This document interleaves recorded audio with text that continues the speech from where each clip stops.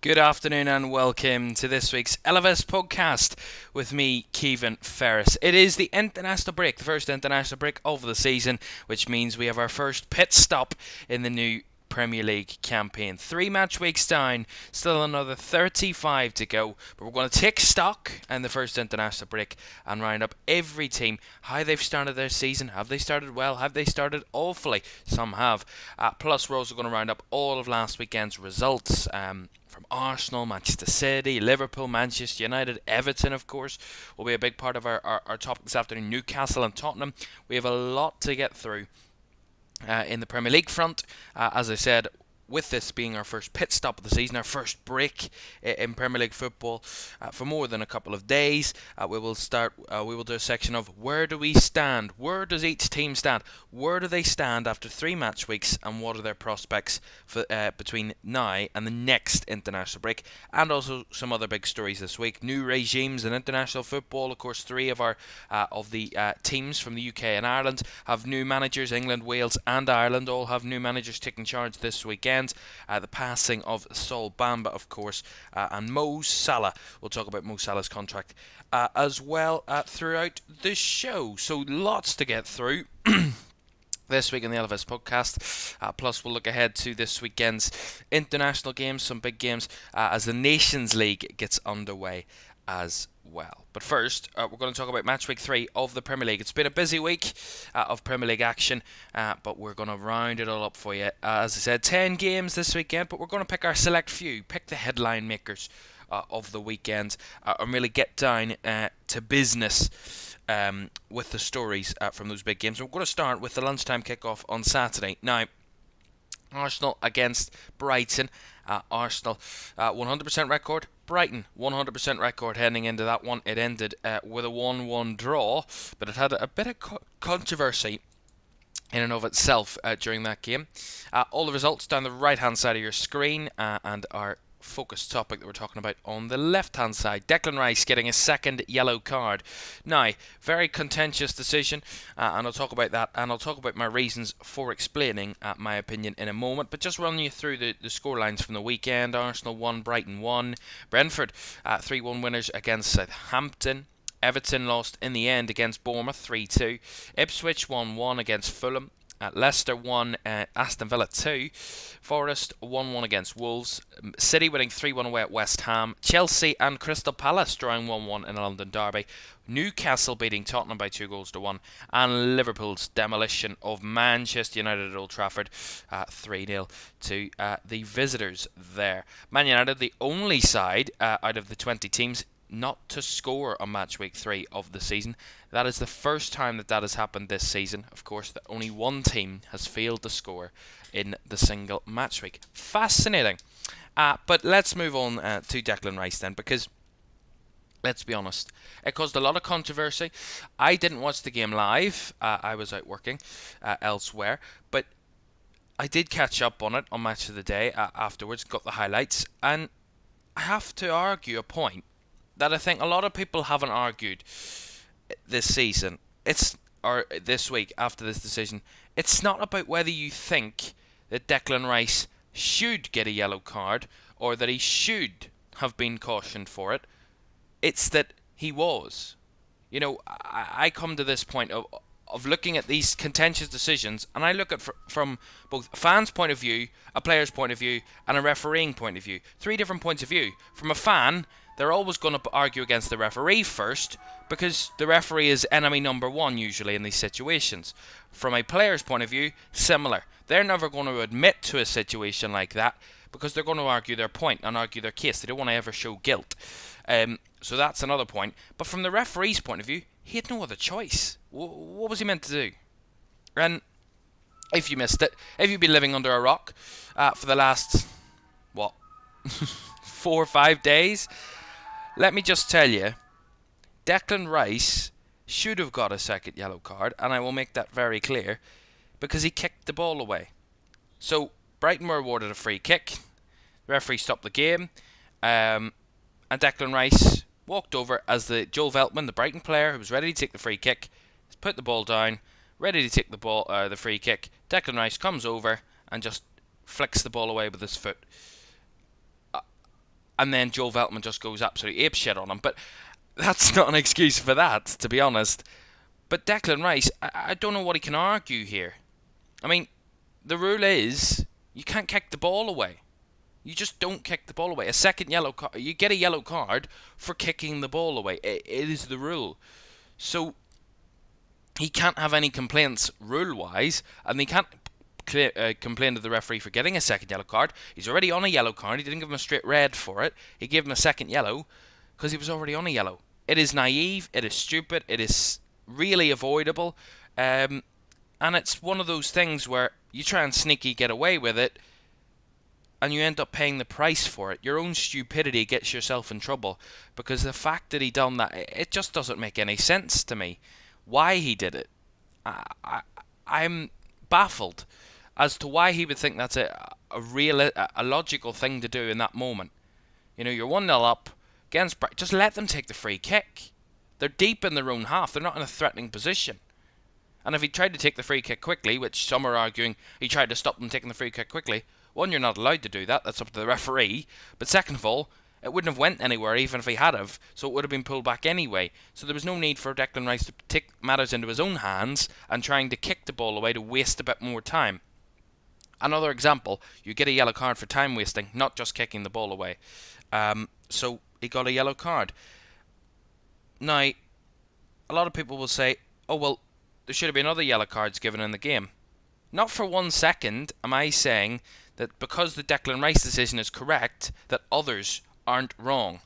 Just because another player that kicked the ball away in the game earlier in the game didn't get a yellow card for it, it means that the Declan Rice one is also not a yellow card. No. Anybody who kicks the ball away is the rule. Anybody who kicks the ball away, whether it matters or not, whether it is any concern of anybody else's, it's a yellow card. It is a cautionable offence, and it should be cautioned, and that is what the rule states. So I'm not saying just because Declan Rice got a yellow card that others aren't wrong. They are wrong decisions. Every player that kicks the ball away should get a yellow card. But this is the problem. People think, oh well, you're arguing that Rice is wrong, but why is this one not given?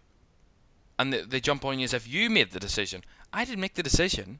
I'm just telling you my opinion and what the rule says. Other thing, he did kick the ball. Some will say, oh, nobody only touched it. Well, whether it is a tap or he farted on it, whatever message he gave to that ball, whatever contact he had with that ball, he is deemed to have been wasting time in doing so. So therefore, it is still a yellow card. And it doesn't really matter how much contact he had with it. It is still a time-wasting measure, and it's just not necessary. I mean, I don't understand logically. If it was one of my a player in my team that I support doing that, you would be crucified for it because you're an idiot.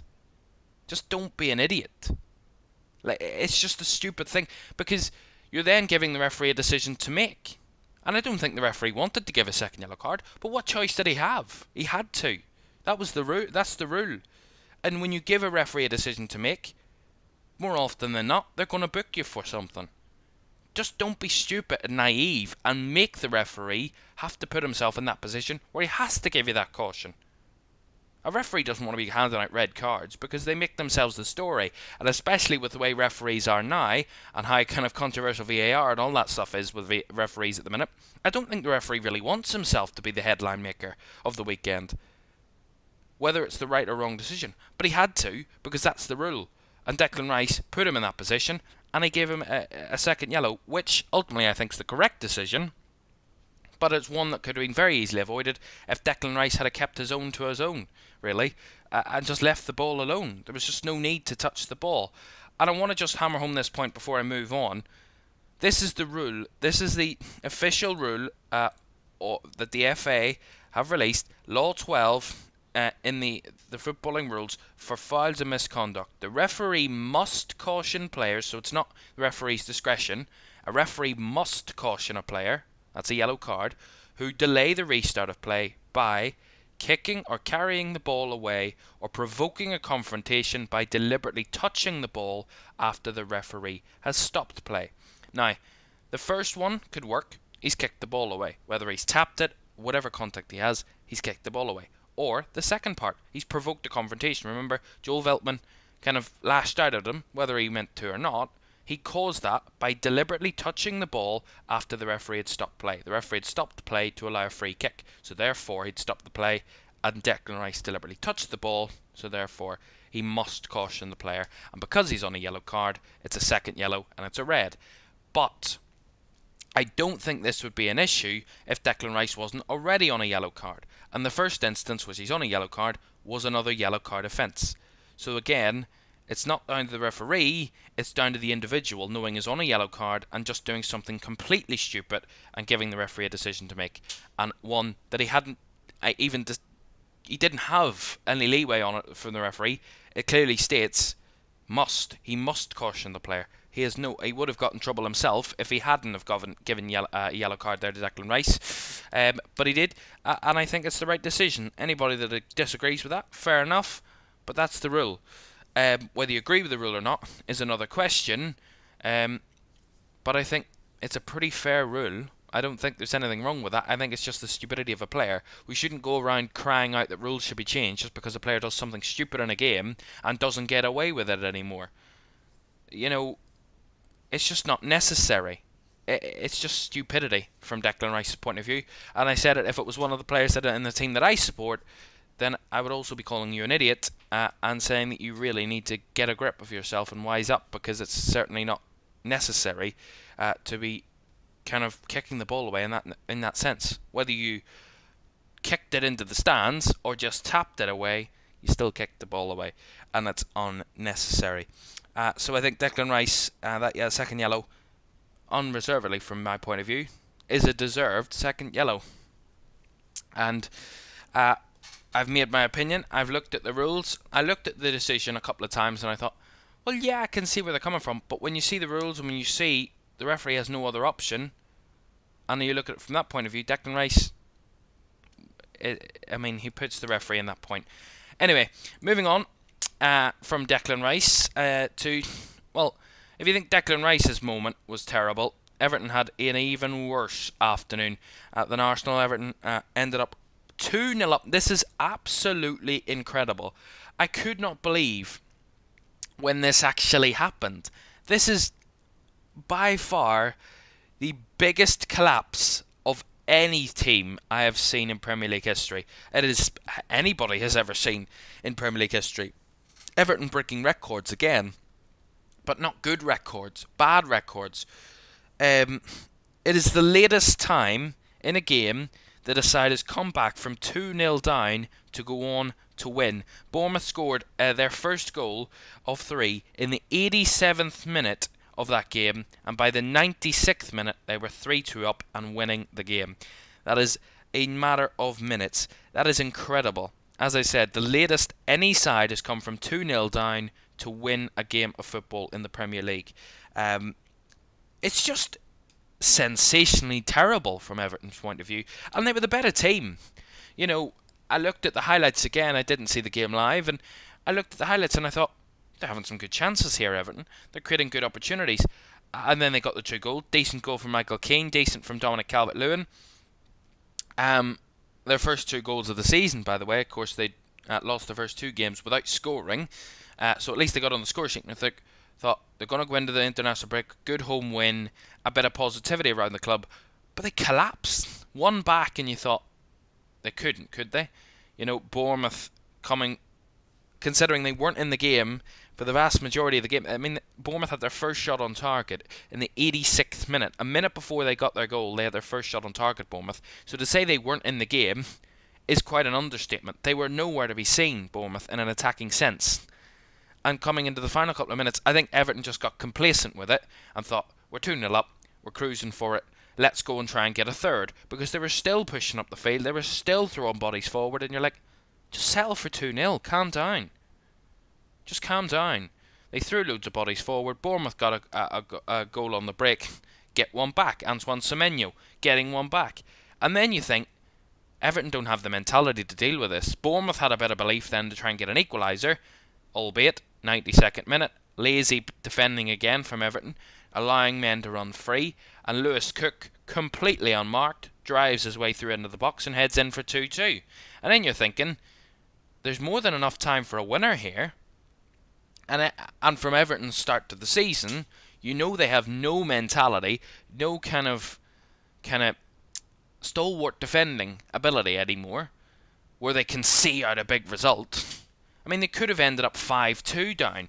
Jordan Pickford had to make a number of saves, and then they did get the winner in the end, ultimately in the 96th minute. But from Bournemouth's point of view, absolutely incredible. Their first win of the season. They'd what was the result? They'd drawn their first 2 games, I think. They have, yeah.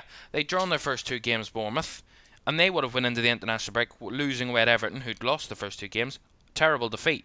But the matter of the defeat actually bounces Bournemouth up and absolutely destroys Everton, because they were on the verge of victory and they had it stolen away from them from their own complacency. 3 defeats from 3 to start the season for Everton. I mean, Sean Dyche is now the favourite to be the first manager sacked. The odds-on bookies' favourite to be the first manager sacked this season at 3-1, which is not bad odds, considering. I look at Everton and I wonder, what have they got to offer? 3 very different games to start this season, and they have failed on all fronts. I mean, Brighton at home, Brighton under a new manager, Everton at home. First game of the last season at Goodison, destroyed by Brighton, 3-0.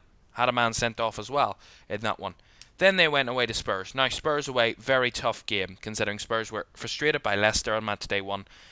And they were absolutely torn to pieces by Tottenham.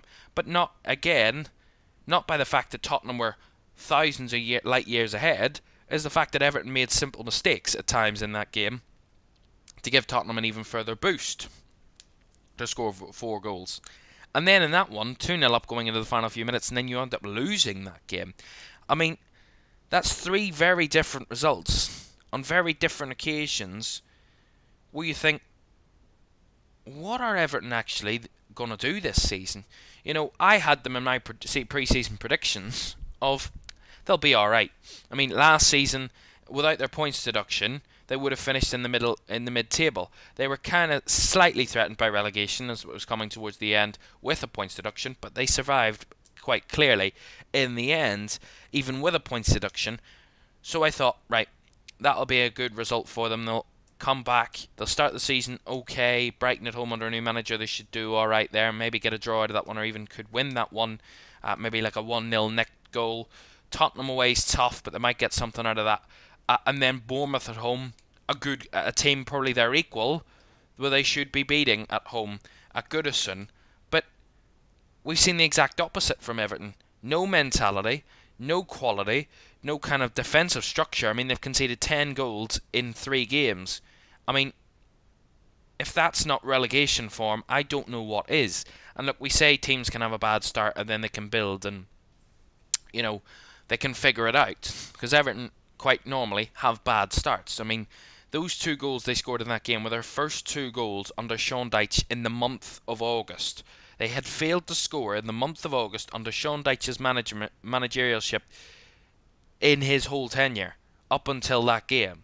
I mean, that just shows how bad that Everton's normal starts are in Premier League seasons. So, yes, Everton have lost 3 from 3. Yes, there's still 35 games to go and the season's very long. But if Everton don't get this to grips with this soon, they could be in a very difficult battle with even keeping their manager, and then trying to find someone else out there who's willing to take them over and who's willing to go in there and try and rip up the books and get them to do something new. But they could find themselves in a relegation battle come that point. So I think Everton need to be very, very careful here, because if this continues, it could get very tough. We look at Everton's next fixtures. They're not the kindest, but they're also not the most horrific either.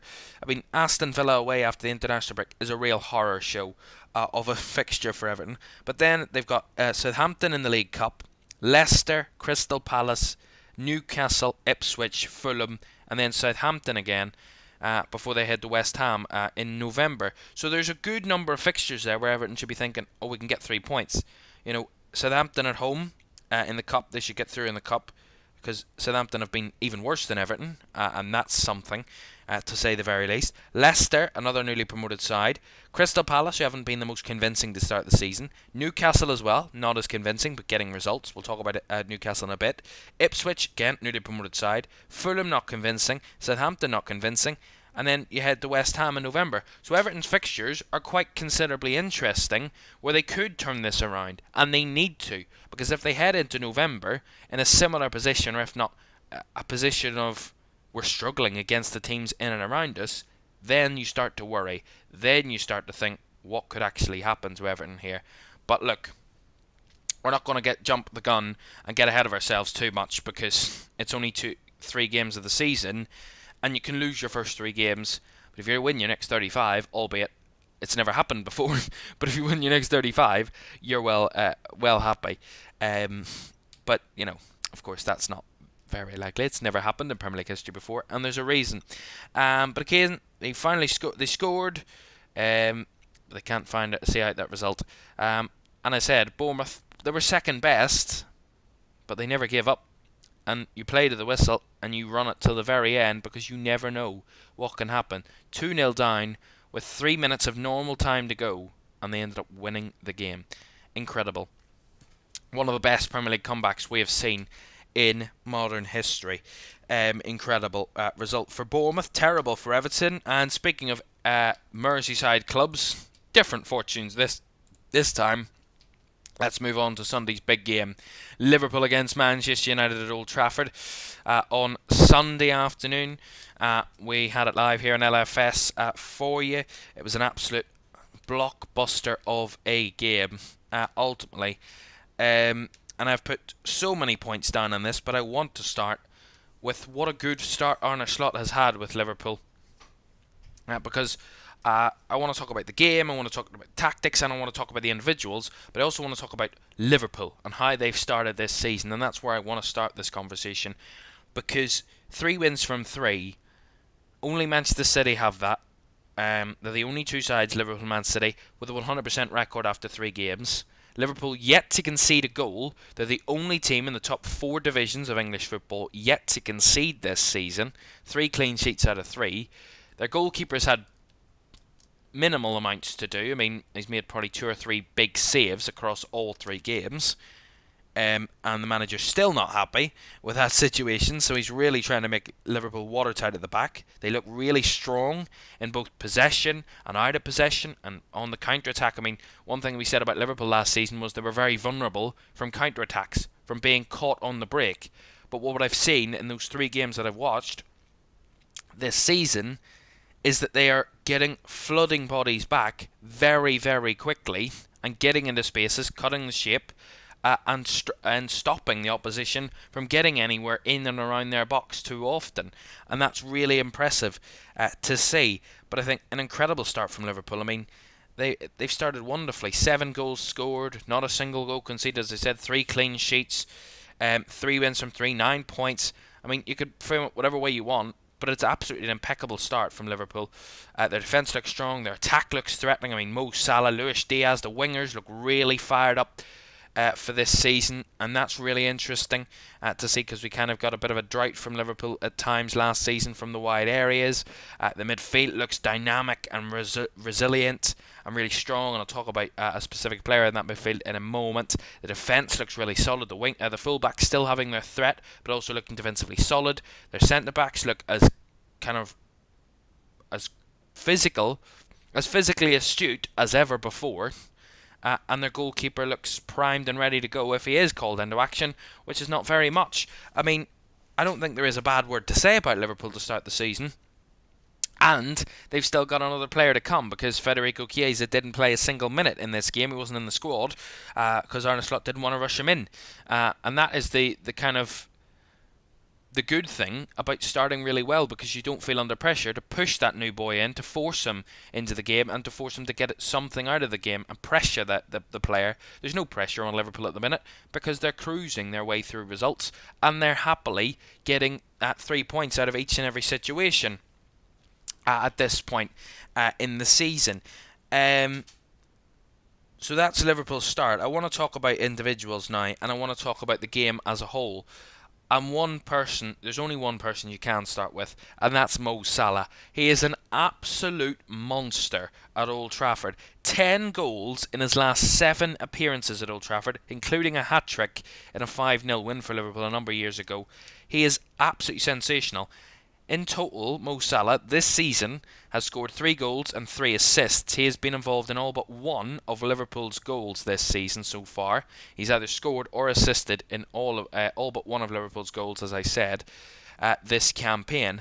I mean, if that's not reinvigorated and remotivated and re-energised Mo Salah, then I don't know what is. He's heading into his 8th season at Liverpool, and every single season, whether it's been not one of his best seasons, from his standards, not a best season for him, is still hitting close to 20 Premier League goals, which is still an incredible output for a Premier League forward, and to do that on a consistent basis not only puts him into the highest ranks of Premier League players, but also in the highest ranks of footballers, wide players, worldwide. I mean, consistently over the last 7-8 years, he has been delivering week in, week out. He is always the man that Liverpool fall back upon if they need to, and he's always there to deliver. He assisted 2 and scored 1 of Liverpool's 3 goals. He was involved in all 3 goals at Old Trafford at the weekend. I mean, it is his house, as the Liverpool fans like to call it. Old Trafford is his. He owns that place because he shows up time and time and time again and does everything to make sure that Liverpool get the result. Even when they weren't winning there, he was still producing. When they lost 2-1 there a couple of seasons ago, he still scored that Liverpool's only goal of the game. He always delivers when he goes to Old Trafford, does Mo Salah, and more often than not, Liverpool get a good result over recent times. And that 3-0, I wouldn't say it flattered Liverpool, far from it. It actually flattered Manchester United that it was only 3-0 because of how bad they were. Liverpool were at their ruthless best at the weekend, and that's the next point I want to move on to. Man United made mistakes, and Liverpool capitalised upon each and every one of them. Because that is what the top teams need to be. Again, another argument and a criticism we would have put against Liverpool last season was not taking their chances consistently enough, not being ruthless enough in the final third, not finishing off their chances that they should be scoring consistently enough in big games and getting them over the line. You know, albeit a very topsy-turvy season last season under Jurgen Klopp. They were going for a title at one point during the season, so it certainly wasn't a bad season from Liverpool's point of view. Getting back in the Champions League was a positive, but at times I did think they have the raw quality to go for a title challenge under Jurgen Klopp last season. They just didn't finish their dinner enough and didn't finish off chances enough to get to that point where they could have been threatening Arsenal, they could have been threatening Manchester City for the title in the end come the season's end, but they didn't, and that's where one of their criticisms of last season. But so far this campaign, in all 3 of their games, they have capitalised upon key moments, and their finishing looks better than ever. Ruthless, rifling efforts, and they can do it from all areas, heading into the net, swiping into the net, full bullet strikes, kind of whipping them in a sense as well. There's a difference to the way Liverpool are scoring their goals as well. There's not one consistent way, and that adds to the ruthless nature of it, because a goalkeeper doesn't know what you're going to do when you're running through as a Liverpool player, and that makes it even more unpredictable and even more threatening, and a better chance that you will find the net, because the more unpredictable you are, the less that the goalkeeper's going to know how to stop you in that sense. And more or less that's what Mo Salah has been so good at, being unpredictable in the final third. Last season probably a bit more predictable, and even on penalties a bit more predictable recently, but looks back to his ruthless best as well. That man on your screen, Luis Diaz, as well. Is Arne Slot getting the very best out of Luis Diaz? Because it seems like he is. I mean, talk about another player that's been reinvigorated. I mean, losing the Copa America semi-final, or was it final? Final, I believe, in July, to come back in August and think, I'm going to prove myself again this season. I'm going to show this new manager what I have got and the minerals I've got and how good I actually am and why I'm meant to be here. And he is at this moment in time. The first game of the season, he didn't have an absolute blinder, but he played some good, got some good football, played well down that left-hand side, was getting used to the system a bit. And that first game, I think a lot of the Liverpool players were. It was all about just getting the result out of Ipswich. But against Brentford and against United at the weekend, both games, Luis Diaz was on fire. He was incredible. His bursting pace, his intricate footwork, his passing, his finishing, his incredible movement off the left-hand side. It is Sadio Mane-esque. When we bring it back to Liverpool's best front three they've had in the recent years, Sadio Mane did that incredibly well, and he added that output to it. And again, one of Diaz's criticisms of last season was not getting enough out of the finishing, not finishing off enough, not getting enough goals, not showing enough output. Yes, all the little cute bits of skill. The build-up play was great. The approach play was great from Diaz last season. It was lacking the goals. He's already got 3 this season, and I think he's going to show a very good campaign under Arne Slot. He's already shown it in the first few games, and it's up and onwards for Luis Diaz. Got a double, a brace at the weekends, and it looks like Arne Slot is finding his way to get the best out of not only Diaz, but his wingers as a whole, who look much more threatening under him this season. Moving to midfield then, so we talked about Liverpool's forwards and we talked about United making mistakes. Speaking of mistakes and moving it into midfield, Casemiro, an absolute disaster class from Casemiro. He was isolated in possession so many times in that game. It's bizarre how no one was anywhere near him in terms of a Man United point of view. None of his teammates were receiving the ball well enough from him. Even when he did pass the ball forward, it looked like it was a near miss, a near close shot where Liverpool were pressing, closing that situation down, and United were just getting away with it. Time and time again, Casemiro played the ball into dangerous areas where Liverpool were pressing, and because he was so isolated, if his teammate had lost the ball, Liverpool were instantly going to break because there was so much space in that midfield. He made some very naive errors. For a very experienced player, made some silly decisions and some very avoidable errors at the sense. I mean, Liverpool's first goal comes exclusively from Casemiro's woeful hoofed ball. I don't know who he was passing to. I don't know what colour he thought his team were playing in. It certainly wasn't white. And he passed it straight to Ryan Gravenberch. And I'll get on to Ryan Gravenberch in a moment because I want to make a big point on him. Casemiro gifting Liverpool the ball. Mo Salah breaks, plays it across, Diaz heads in at the back post. Second one. Initially on commentary I thought it was a foul, but you see the replay, he just collapses. I mean, I don't understand. I said in commentary, he collapsed like a deck of cards. He just fell apart in midfield. I mean, Diaz made a challenge, won the ball fabulously well, and it was that good that you thought it was a foul. It had to be a foul. How did he get the ball there? But he did, cleanly. And Casemiro just fell apart. I mean, like an old wardrobe. He just collapsed into midfield. And Diaz runs away with the ball. And it ends up Salah linking up again. Salah playing the ball across and Diaz swiping in for 2-0. Then the third goal, another mistake from Man United in midfield. This time Caoimhan pressed in the tight areas. As Gary Neville said, he's all well and good. He never loses the ball in tight spaces. Well, Gary, you've eaten your words now, because he did. And Liverpool went up and scored a third through Mo Salah. Errors in the midfield for Manchester United that could have prevented all 3 goals. Now, that's not saying that if Man United hadn't given away mistakes that Liverpool wouldn't have won that game. No chance was that the case. The stats may argue, oh, it was a much more even game than you would have thought. No, I'm not having any of that. I watched the full 90 minutes. Man United were nowhere to be seen for the vast majority of that game. And I think as the second half moved on, United started to get a few more chances because Liverpool thought 3-0, this game's done and dusted. Exactly what Everton didn't do against Bournemouth, where they thought, this game's done and dusted, let's just settle, let's just manage this game out and see us through to 3 points. That's what Liverpool did so well. Their game management looked to an absolute impeccable tee at the weekend. And that's what saw them through. Some would argue, oh yeah, Xerxes had a couple of good chances. Yes, he did. But again, Liverpool defended it well. Liverpool sorted those situations, and he didn't take his chances in the end. And maybe if he had found his shooting boots, or maybe He could have shot on target.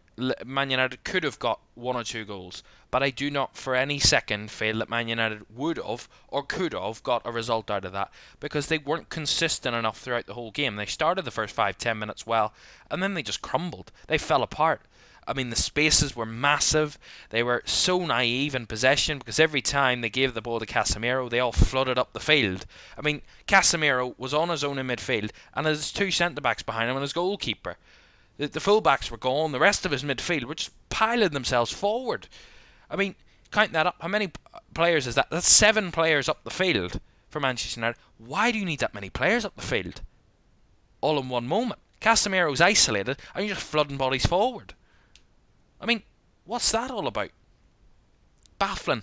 I mean, the tactical ineptitude from Manchester United and Ten Hag as a whole is absolutely astounding. How ridiculous and how kind of simple it is. I mean, we say this so often. We've said it so often this season and last season and the last couple of seasons under Erik Ten Hag. Where is the consistency? Where is the plan? He talks about sticking to the plan. What plan? I've no idea what your plan is. I don't even think your players know. I don't even think you know what your plan is, Erik Ten Hag. And if he does know his idea, he has a good way of hiding it. I mean, it's like Victoria's Secret. Manchester United haven't a clue. They haven't a clue. They're relying upon individuals. And that goes by the stats from the last few years. I mean, Mo Salah is one of Man United's, of Old Trafford's top goal scorers of the last few years, because they're relying upon individuals. They're relying upon Marcus Rashford and Bruno Fernandes to bail them out of trouble. Time and time and time and time again at Old Trafford. They don't have that spread of players. You don't think that Man United are going to score from every single player on the field, because we've never seen it. You don't see it. Now, that's not the massive problem with Manchester United, that every player can't score. That's not the point. But at least be a threat. At least show something consistently where you think there's an idea of what they're trying to do. I can sit here right now, after just 3 full Premier League games of Liverpool having their new manager, and I can tell you exactly what they're trying to do. They're pressing high. They're closing spaces down. They're keeping their wingers wide. They're offering the press from the front. They're keeping their midfield very tight, very narrow, but they're also getting the ball into them consistently. They don't want to go wide all the time. They want to try and play it into the double pivot, into the 6. That is what Liverpool are trying to do. For Manchester United, I have no idea what they're trying to do. They want to press high. They want to drop back. They want to be a counter-attacking team. They want to dominate possession all of a sudden. They want to play it from the back. They want to kick it long. I mean, honestly, pick something and stick to it. Because you're buying players who spent over £200 million, £600 million in the whole time Erik Ten Hag's been there, and they still haven't got a clue who's in their starting 11, who deserves to be in there, what system they're going to be playing, and what tactics they're going to be trying to envisage in that game. You bought a goalkeeper that plays out from the back, that has kicked long balls more than any other player last season in the Premier League, any other goalkeeper in the Premier League, barring probably the bottom teams in the league. But you want to play it from the back. You have Harry Maguire at centre-back when you want to play high line and press forward when you've got no pace to track back. You've got full-backs charging forward in strange positions that they want to push forward, but they have no idea of defensive duties. You have wingers so inconsistent that all they do is spin around in circles in the wide areas and don't actually get the ball forward. Now, credit to Marcus Rashford at the weekend. He did put a good few crosses in, but again, that was the most of his output. Didn't track his runners back at all, either. So there's so much inconsistency with Manchester United's team, but also their tactics, but also everything to do with the club at the minute is in a shambles again. And it makes you wonder, are Man United ever going to get out of this? Because it doesn't seem like it. You need to be consistent. Man United have had most of their success being a counter-attacking team. But the problem is with that, is people at Old Trafford don't want to see a counter-attacking team. They don't want to see their team sitting back at home. because they will go to the same old adage, this is Manchester United at Old Trafford. You want to see your side on the front foot, and I can't blame them. You want to see your side playing at free-flowing attacking football, and Man United should be playing free-flowing attacking football. But they're not. They can't keep the ball out of their own net, and they can't put it in the opposition's net. They had one of the worst goal-scoring records of any team in the top half last season. They finished on a minus goal difference. I mean, if that isn't a team that's failing on all fronts, I don't know what is. But we won an FA Cup. Wow, incredible. You finished 8th in the league. 8th in the league. 8th. You finished below a Chelsea side who were in absolute shambles last season under Mauricio Pochettino. If that doesn't show you where your club is, I don't know what does. Honestly. And I've rambled on about Man United that much that I haven't got much time to talk about Ryan Gravenberch, which has annoyed me even more because I want to absolutely laud about this man. Ryan Gravenberch came into the Liverpool side, couldn't get in consistently in the side last season, but has come into this season and has turned into a brand new player. He's playing in the defensive midfield role alongside Alexis McAllister in that double pivot, and they have both been fabulous to start this season. His anticipation in midfield for that ball, for the first goal, is incredible. To anticipate that Casemiro is going to misplace that pass is genius. Maybe some would call it luck. I would call it genius. Because that's what the best defensive midfielders do. They mop up the football, they win it back, and get you on the front foot as quickly as possible. Gravenberch allows that. But he's not only just a stalwart ball-winning midfielder. He gets the ball forward. He drives forward. He gets Liverpool on the front foot. He can't just win the ball back. He carries it forward. He drives it forward. Gives up his teammates options. You know, that is what the best defensive midfielders do. Win the ball back, but also make sure there's an attacking output at the other end. Moves the field up the players up the field. That is exactly what Ryan Gravenberch does, and he's looked absolutely fabulous in it early this season. And credit to him. I just want to finish on this one because we still have a lot of topics to do, and we're running out of time. I love rambling on, but we need to move on. Is Erik ten Hag under pressure? Maybe, because he's the joint next favourite. He's the joint favourite to be the first manager sacked this season at 3-1 alongside Sean Dyche. They've lost 2 of the first 3 games, Manchester United. They've scored 1 goal in their 1-0 win. In total this season, they've scored 2 goals. 2 goals. And they've conceded a total of 5. I mean, it's not the worst, but it's not great. Having a -3 goal difference after 3 games. That's not great.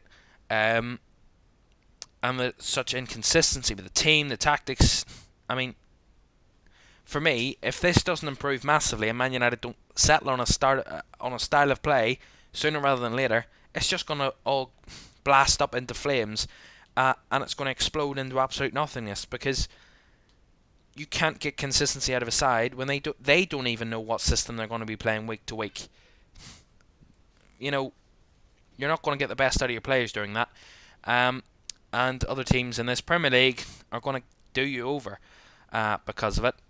And a team like Liverpool, who have a consistent way of playing, under the new manager, already after 3 games, it just shows. Erik ten Hag's in his 3rd season, and he's still not settled on a consistent style of play for his club. Whereas Arne Slot, 3 games in at Liverpool, and he's already settled on a style of play, and they are playing very well with it at this moment in time. It's still very early in the season, I want to caveat with all that. Moving on then to Chelsea. Talk about inconsistency. Chelsea again, very inconsistent. 6-2 winners away at Wolves last week and drawn 1-1 with Crystal Palace. Enzo Maresca's side, 1 win, 1 draw, 1 defeat to start this new season. Is it going to be mediocre Chelsea again? Are they going to be mid-table favourites? They finished 7th last season, which is not an awful position. But again, with a very good tactical manager in Mauricio Pochettino. A very good man manager in Mauricio Pochettino. But Enzo Maresca has already shown he's not the most kind of personable manager so far with his dealing of the Raheem Sterling situation and Ben Chilwell and the likes. He's not the most player welcoming manager so far at this moment in time. especially with the ones that he doesn't want. Where do I go with Chelsea? I don't want to spend too much time on this because it's not a massive point. But one point I do want to make about Chelsea is that they've got lots of players. If they settle on a good team, that could work. I do see Chelsea have promise. I just don't see Chelsea threatening anybody this season. That's why I put them finishing 8th this season. I don't think they're good enough to get into European football in terms of on a consistent basis. I think there's too much chopping and changing. There's too much inconsistency. There's too much unknowns about Chelsea. There's too many bloody players. I don't even know if the manager's good enough. We don't even know. Enzo Maresca's not proven at this level that he can get a side up into the top half. He's never managed first team football, a Premier League first team before, other than this season. He managed Leicester to promotion, which is all well and good, but that doesn't mean you're going to get a good team into Europe. So we'll see. But so far, Chelsea very, very inconsistent to start the season. To Newcastle and Tottenham at St James's Park, another one of our commentary games. Newcastle 2-1 winners. Again, Newcastle weren't at their best at the weekend. They weren't at the races really at all. Again, and I don't think they've been at the races any 3 of their Premier League games this season. But what they can say is they've won 2 of them and they've drawn the other one, albeit they probably should have lost the other one, but that's not besides the point. They're unbeaten after 3 games. 7 points out of a possible 9 is very good for Eddie Howe's side, who haven't been anywhere near their best this season. Anywhere near good enough that I think they probably shouldn't be anywhere near 7 points, but they are, and that's all that matters. They capitalised upon what was a pretty poor attacking display from Tottenham, considering they scored 4 goals last week. Both of their away games, they've been lacking in finishing ability.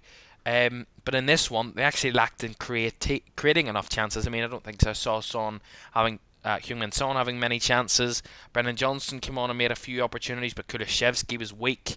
The centre forward play was quite lacking from Tottenham. I mean, all round the field up front for Tottenham wasn't really good. Even when they did get in front of goal, they weren't finishing their chances. They were very wasteful, very loose, very inaccurate with their finishing ability, and I think that let them down. But one biggest thing we talk about in the Premier League, if you don't take your chances, you will be punished. Their football and their approach play from Spurs was good. They couldn't finish. And Newcastle made the most of that. They capitalised upon that. Harvey Barnes giving them the lead. Then the own goal got them back on terms for Tottenham. But then Alexander Isak, the difference maker, winning the game for Newcastle again. Spurs do not have a good record at St James's Park. That has continued. They've lost both games at St James's Park under Ange Postecoglou. Moving on. So Newcastle winners at the weekend. Speaking of winners, Manchester City, the only other side other than Liverpool to have an 100% record, and that continued at the London Stadium at the weekend. And Erling Haaland, hat-trick Haaland, he's going to be called. Back-to-back Premier League hat-tricks for Erling Haaland. His 8th in his time in the Premier League for the Norwegian. He has 8 hat-tricks in 69 games or something like that. I remember 60-something games.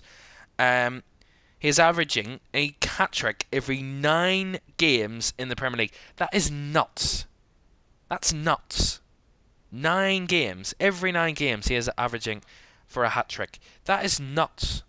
And he got them on back-to-back. I mean, if he continues in that form, he will be the all-time hat-trick scorer in the Premier League history. Sergio Aguero currently has that record. I think he's on 12, if I'm mistaken. It's not going to be adding to that anytime soon. Is Sergio Aguero, so Erling Haaland certainly has a target to reach. And we've seen before, he's already broken some big records. The most goals in a single Premier League season in history, so why not hat-tricks as well? For West Ham, I don't think they played that bad, to be honest. I watched a bit of the game. They played well. In moments, they had a spell where they were dominating at 2-1, when they were 2-1 down, and they could have had a chance for an equaliser. I mean, Kudus hit the post. Bowen missed a good chance. One was just ahead of Antonio. They had some good opportunities in that game, West Ham, but mistakes let them down. Erling Haaland capitalising upon 2 very loose passes from West Ham. Very avoidable mistakes. and capitalising upon them. Did Erling Haaland, as he always does, and they made the most of that, Man City. I don't think they're at their very best, City, but they don't need to be. We've seen before, City don't need to be at their very best to get results. And on an away side like West Ham, a stadium like West Ham, where they have had their troubles previously, it's not been the happiest of hunting grounds for City, but it's also not been the most unhappy either. That's where Erling Haaland got his first Premier League goal, actually, a few seasons ago. So it's not an unknown ground where he's not happy with. But from a West Ham point of view, 2 defeats, both at home to start the season, albeit against 2 very good sides, 2 Champions League sides, in Aston Villa and Man City. Under Julian Lopetegui, did win away at Crystal Palace in matchday 2 to West Ham, but they know they probably could have got more out of that game. But at the end, it's all well and good saying that. If you don't do the results at the top end of the pitch, you're not going to get what you want out of results. Right, moving on quickly. That is all of our individual headlines rounded up for this week in the Premier League. But we're going to talk about, where do we stand? Where does everybody stand? We've played 3 games. We're into the first international break. Where do we go from here? Where does every team go? Manchester City and Liverpool. Impeccable starts. Incredible starts of the season. Maybe not playing at their very best, but both teams have 9 points from 9 and in a very good position, joint top of the league. Liverpool, not conceded. Manchester City have conceded 1 or 2, and we'll see how they go as the season goes on, because I think they could be, both of them will be up at the upper end of the table, as they always are. For Man City, their next game in the Premier League after the international break is Brentford at home. Then they play the cup game at home to Watford. Then they have actually 4 home games in a row, City. Brentford in the league, Watford in the cup, Inter Milan in the Champions League, and then they host Arsenal at the end of September at the Etihad, which is going to be a huge game on LFS that you're going to have to watch. And then they head to Newcastle before the month is out. So they have 5 games in 14 days for Manchester City, which is quite a lot of football. Actually, I've just looked at it. I think that League Cup game will be swapped out, but it will be in that period. It will be the week after, but that's irrelevant at this point in time. So they will still have 5 games in a matter of days for Man City. So that looks a bit difficult. For Liverpool, similar themes, of course, both in the Champions League. Liverpool have Forest at home, West Ham at home in the League Cup. That's after that, so it's Forest at home. Then they play away to AC Milan in the Champions League, home to Bournemouth in the league, West Ham in the Cup before they head away to Wolves before the end of September. So a tough run for Liverpool there, albeit 3 of those home games, which they should be winning, in a sense, against Forest, Bournemouth and West Ham. But Wolves away and Milan away are tough games, one in the Champions League of course. So not the easiest of schedules, but this is where the big teams separate themselves from the rest. When they play twice a week, when they have big games on the horizon in the Champions League and cup games as well to mix in, their squad comes to a test. We'll see how City and Liverpool's squads are tested over the next few weeks. Of course, great starts for Newcastle and Brighton. Both starting well this season. Newcastle unbeaten, Brighton unbeaten, both with 2 wins and a draw from their first 3 games. An impressive start from the likes of Brentford, from Bournemouth and from Forest. Surprising impressive starts, to be honest. Brentford looked to have a difficult season last season. Bournemouth, a tough start to the campaign. And Forest as well. Forest going under the radar a bit from their first few games. Very good results. First draw at home to Bournemouth, then away to Southampton and at home to Wolves. Some 5 points out of those games for Forest is a good return for their first 3 games. Inconsistency from 2 London clubs in Tottenham and Chelsea, whose sides are sitting mediocrely in mid-table. Spurs and Chelsea both drawn 1, lost 1 and won 1 to start the season. Manchester City a cut below the rest. We always talk about the cut above the rest, and Man United are a cut below the rest. They're below anybody of their intensity or of their supposed quality. They've no plan, no idea. They look absolutely clueless at the moment, Manchester United. But it can only be up from here with their upcoming ones. All three newly promoted sides, though, all still without a win. But of course, Leicester getting that result away at home to Tottenham. The opening weekend of the season, Ipswich getting their first point of the season at the weekend. Southampton look a real bad team at this moment in time. They scored their first Premier League goal at the weekend away to Brentford, albeit a consolation, but they look really open, really weak, and playing out from the back just doesn't seem to suit Southampton at this moment. As I said, Southampton and Everton, woeful starts, really bad. Both sides lost their first 3 Premier League games of this season. Right, that is all of our roundups from the Premier League match week 3 game weeks down, and as I said, Man City and Liverpool are sitting pretty at the top. Brighton in third, they're followed by Arsenal and Newcastle, who make up the top 5, all on 7 points. Brentford, Villa on 6 points. Bournemouth and Forest on 5, and then Tottenham, Chelsea, Fulham on 4, and 10th, 11th and 12th. West Ham in 13th on 3 points. Man United are the bottom of any team that has won a game this season. The 6 teams below Manchester United all yet to win. United won just one of their 3 opening games. They're in 14th. Then Leicester, Crystal Palace and Ipswich, the 3 sides just outside relegation on 1 point. Wolves just inside the relegation on a singular point. And the 2 sides without a single point this season are Southampton and Everton, and Everton by far the most goals conceded of any side in the league this season so far, 10. Wolves are on 9 and Ipswich are on 7. Right, that's the Premier League rounded up, and we can take a quick break from the Premier League because it's not back for at least another week and a half. And let's move on to other footballing matters then at this moment in time, and to the passing of a great Sol Bamba, of course, who passed away in the last few days. Some really sad news, of course, a very well-known forward, of course, player and a manager, centre-back, born in France, played for the Ivory Coast international team, had a lot of spells at different clubs. He actually made an appearance for PSG. He was at Hibs, Leicester, Leeds, Cardiff, and then ended his career Middlesbrough back in 2022 when he retired.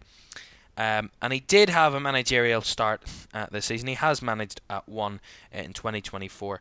Adanaspor was where he was manager, and it is a very sad passing. A great of Premier League football and football as a whole, and it is sad to see him go at just age 39. It is sad to say the least. Sol Bamba, who passed away. Some very sad news there. Now, to regimes, new regimes at the biggest clubs, the biggest countries of the UK nations, UK and Ireland nations. I'll get in trouble if I say that. Of course, 3 of the 5 nations in the UK and Ireland have new managers taking over for the Nations League. Ireland have Heimer Hallgrimsson, Lee Carsley of England, and Craig Bellamy for Wales. Of course, in these new campaigns, Ireland face England at the Aviva Stadium at the weekend in their Nations League opener. That is going to be an absolute cracker. It's sold out, so a full Aviva Stadium in Dublin. We're going to be holding witness to that incredible game at the weekend. Wales get their campaign underway. Scotland as well, and Northern Ireland. Scotland and Northern Ireland both play tomorrow night, and you'll be able to get all the latest on those over the weekend. But what are the expectations for these countries? Of course, Ireland haven't been in a Euro since 2016, haven't been in an international tournament since 2016. That's 8 years.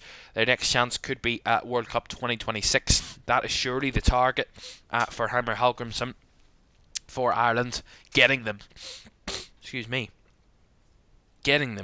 into the World Cup in a few years, with the qualifiers coming around not too far away. But this Nations League campaign could be a good kickstart for them. England, under Lee Carsley, only interim boss, of course, for this moment. But could he get the permanent job? I mean, it's not like it's uncharted territory for the FA. Gareth Southgate came through the ranks managed the under-21s and went on to manage the England national team. Lee Carsley's done the same, and it looks like he could be heading that suit following that regime. We'll see if that is to be the case. Lee Carsley, of course, used to play for Ireland at his own career at international level, so I'm sure some interesting returns to the Aviva Stadium in England head to Dublin at the weekend, with the likes of Declan Rice, Harry Kane, others amongst them that could have played for Ireland but decided to have their allegiances go to England. I mean, all better for England's point of view. For Ireland, what could have been, really. And from Wales, well, the Wales target, again, qualifying for the Euros, for the World Cup, in 2 years' time. That is the expectation of all of these nations. You want to be going to the World Cup, especially with an expanded World Cup. There are more opportunities for it now. And being in America, that is a big statement. It's going to be a fabulous World Cup in 2 years. And England might have hopes of trying to win the World Cup, or trying to go to that point, with the quality of player they have. Wales and Ireland and Scotland and Northern Ireland, more hopes of qualifying for the World Cup and doing well in those tournaments, or trying to get to those tournaments and trying to push themselves to that level again. Wales have been in the last couple of competitions, didn't end up getting to go to Euro 2024 in the end, but were at the World Cup in 2022, were at the Euros in 2020, 2021 of course. Scotland got to go to the World Cup, and they were at the Euros 2020, so those two sides on the upper ticks. But both Northern Ireland and the Republic of Ireland haven't been in a tournament since 2016. That is the target for these countries over the next few months and year or two, with the World Cup qualifiers just around the corner. But as I said, it is Nations League football that is coming up, and I can tell you we'll have live commentary of Scotland against Poland tomorrow night, 7:45. Here in LFS from Hampden Park. In that one, both sides dumped out of their Euros groups in the summer, at bottom of their groups. We will see if either of those two sides can get off to a winning start in the Nations League. Remember, Scotland's last Nations League campaign was pretty interesting and pretty impressive. We'll see if they can do it this time around in that one. Of course, and all the rest, we'll keep you up to date with what's coming up there.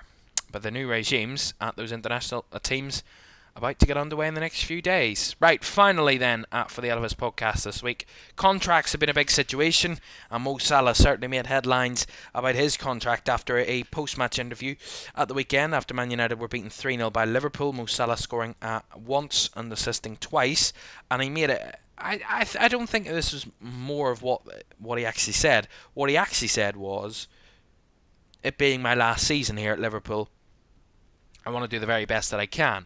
Now, a lot of people would say that, Salah's saying he's going, he wants to leave, he's had enough, he doesn't want a new contract, all that stuff, he wants to leave on a free at the end of the season.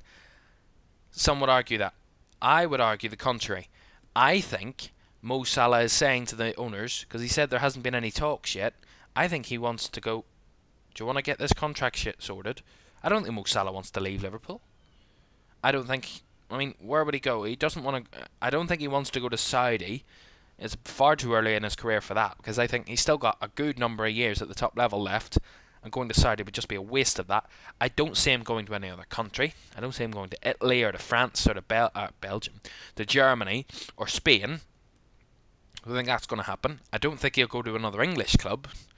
So I think at the moment, Mo Salah wants to stay. Mo Salah wants to have a new contract at Liverpool. And I think Liverpool would be very stupid and very idiotic to not give him a new contract. I mean, it's Mo Salah. What are you going to do without Mo Salah? He is, as I said, he has been involved in 6 out of your 7 goals this season. Now, that's not going to continue at 90-odd% of your goals. But let's be real here. This is Mohamed Salah, one of the best wingers we've seen in Premier League history, one of the best Liverpool players in history. He goes along with the likes of Steven Gerrard and Kenny Dalglish and all those greats of years gone by for Liverpool.